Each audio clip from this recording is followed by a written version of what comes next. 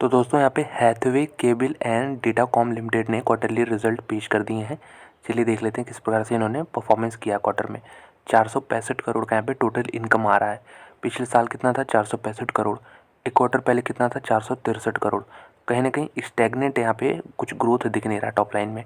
चलिए देखते हैं, खर्चे अगर कंट्रोल किए जाएँ तो अच्छा रिजल्ट हो सकता है, लेकिन खर्चे भी देख सकते हैं बढ़ते हुए नज़र आ रहा है। तो ये कहीं ना कहीं एक ख़राब रिजल्ट की तरफ जा रहा है कंपनी। यहाँ देख सकते हैं पीबीटी कितना बन रहा है।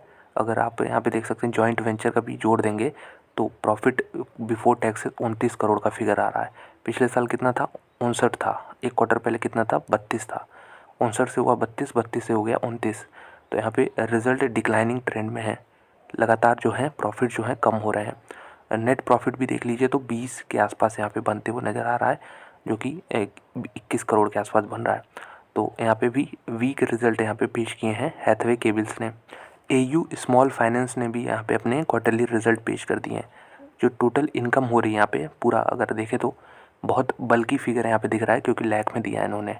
तो 1979 करोड़ के आसपास यहाँ पे टोटल फिगर है। पिछले क्वार्टर में कितना था? 1978 था। एक साल पहले 1568 था।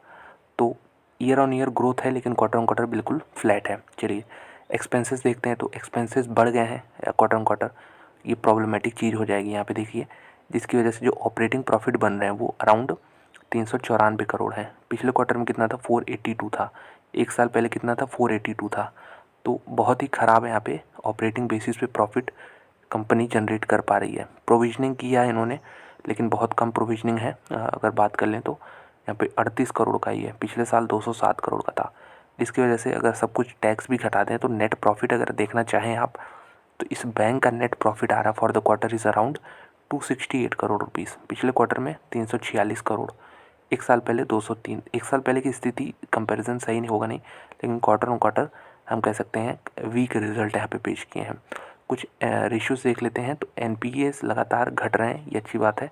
यहाँ पे देख सकते हैं ग्रॉस, अगर ये बात कर लें ग्रॉस एनपीएस हैं ये, और नेट एनपीएस देख सकते हैं बढ़े हैं इस क्वार्टर में, जबकि ग्रॉस -2 बेसिस पॉइंट की कमी आई है। अगर देख लें तो कहीं ना कहीं वीक रिजल्ट ही यहाँ पे देखने को मिल रहे हैं बैंकिंग द्वारा। रिटेल बैंकिंग में बहुत बड़ा ग्रोथ नहीं आया है क्वार्टर ऑन क्वार्टर, और ट्रेजरी में तो यहाँ पे नेगेटिव आया है। तो दोनों ही कंपनियों ने वीक रिजल्ट पेश किए हैं। एक और छोटी कंपनी यहाँ पे लॉयड्स स्टील इंडस्ट्रीज़, इसके भी हम लोग रिजल्ट चलिए देख लेते हैं।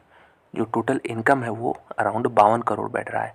पिछले क्वार्टर में कितना था? 19 करोड़ था। एक साल पहले यहाँ पे 7.5 करोड़ था। ट्रेंड देखिए, डबल हो गया, यहाँ पे भी ट्रिपल हो गया। तो बहुत तेज़ी से यहाँ पे रेवेन्यू जो है कंपनी जनरेट की है। अगर हम एक्सपेंसेस देखें तो एक्सपेंसेस भी बढ़ेंगे डेफिनेटली, लेकिन जो प्रॉफिट यहाँ पे बन रहा है टैक्स के पहले वो 10 करोड़ का फिगर है। पिछले क्वार्टर में 7 करोड़ का था। एक साल पहले यहाँ पे अगर देखें तो 1 करोड़ का नुकसान था। तो यहाँ पे तो बहुत ज़बरदस्त बम्पर क्वार्टर ऐसा लग रहा है लॉयड स्टील ने प्रेजेंट किए हैं। प्रॉफिट भी देख लीजिए तो 10 करोड़ ही है। ईपीएस यहाँ पे 0.1 के आसपास आ गया है। तो लॉयड स्टील इंडस्ट्रीज़ ने ज़बरदस्त रिजल्ट यहाँ पे पेश किए हैं।